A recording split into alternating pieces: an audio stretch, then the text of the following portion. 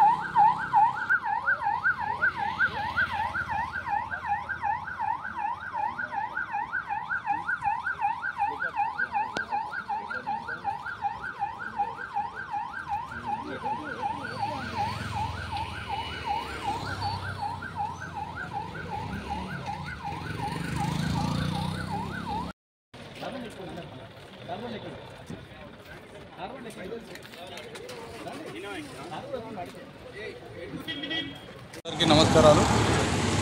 ఈరోజు parliament election సందర్భంగా Pocharam police station సంబంధించిన సిబ్బంది, మా గౌరవ సిపి గారు మరియు మా డీసీపీ మల్కాజిగిరి గారి ఉత్తర్వుల మేరకు ఈరోజు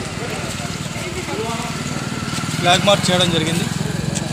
చౌదరుగూడ గ్రామంలో అన్ని కాలనీస్ను కూడా మేము కవర్ చేసుకుంటూ ఈ ఫ్లాగ్ మార్చ్ చేయడం జరిగింది.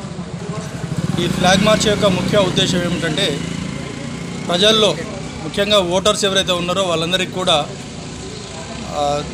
ధైర్యాన్ని కల్పిస్తూ ప్రతి ఒక్కరు కూడా నిర్భయంగా చాలా స్వచ్ఛందంగా ఓట్లు వేయాలి అని చెప్పేసి అన్న ఉద్దేశంతో వాళ్ళందరికీ భరోసా కల్పించే ఉద్దేశంతో ఇవాళ మేము ఇక్కడ ఫ్లాగ్ మార్చ్ చేయడం జరిగింది. అదేవిధంగా ఎవరైతే అనైతిక కార్యక్రమాలు పాల్పడే వ్యక్తులు ఎవరికి ఉన్నారో వాళ్ళందరికీ కూడా ఈ సందర్భంగా ఏదైనా నేరాలు చేస్తే ఖచ్చితమైన శిక్ష విధించే విధంగా వాళ్ళను వార్నింగ్ ఇవ్వడం జరుగుతుంది.